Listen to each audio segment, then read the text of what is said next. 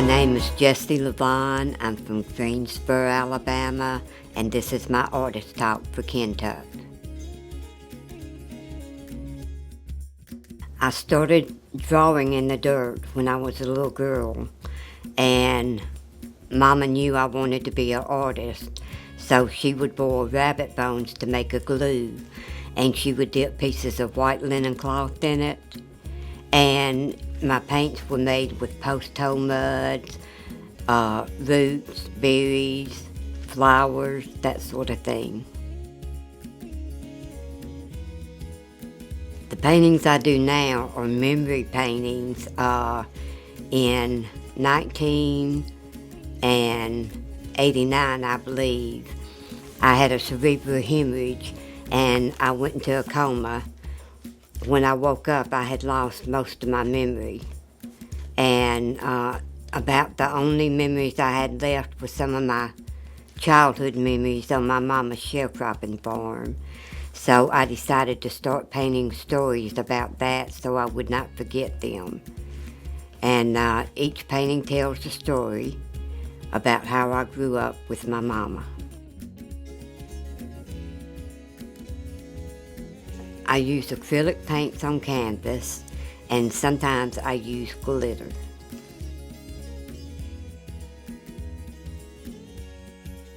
I think because that time has passed, there's no longer sharecroppers or people that have to make homemade lye soap and their own quilts and use kerosene lanterns, and I think those memories should be preserved. I hope they'll be happy as a tick on a dog, seeing all the bright colors and the way the people lived back then when I was growing up. I always put my dog of 15 years, Augie, in the paintings, and the snake tree, which is a ceremony that my mama and her people, who were Creek Porch Indian, practiced to make it rain for the crops. My mother's people were Creek Porch Indian, and this is the Hank bowl. She taught me that the voodoo queen could put foot track magic or a haint on you, and Mama could take the haint off of you. She would use this bowl, and she would put Epsom salt and water in it and stir it with a branch, and then she would sprinkle you with the water after drawing a circle of Epsom salt around you, and she'd say the 23rd Psalm, and that would take the haint off of you. And they would pay Mama in like silver dimes or gold coins, and she always had a little jar of moonshine that she would sprinkle on the ground that was supposed to drive the haint away.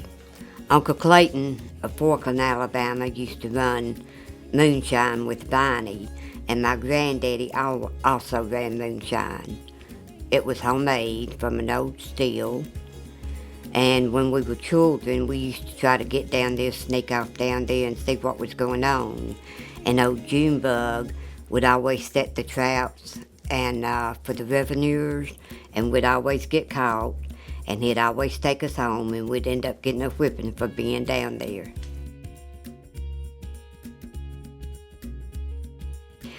Yes, I wanted to show y'all some things. My mother made handmade Christmas balls from silk balls, and she used beads and buttons and silk and ribbon and sequins to make them. And there's about 500 of them, and my niece and some of my children have them.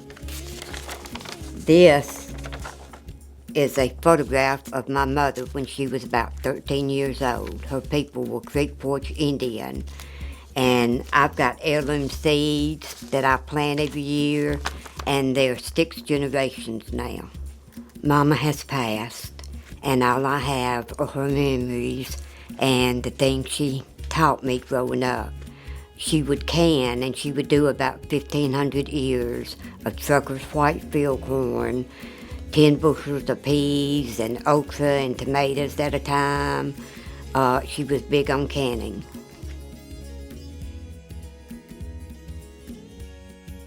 One of them's going to be the Blue Moon Honky Tonk, and that was a honky tonk that was across the river in Greene County back in the 20s and 30s. And it shows the guy making the moonshine. It's got Augie, my dog, in it, and the snake tree. It's got a side view of the building, and downstairs they are dancing and playing music, and then upstairs is a lady of the evening.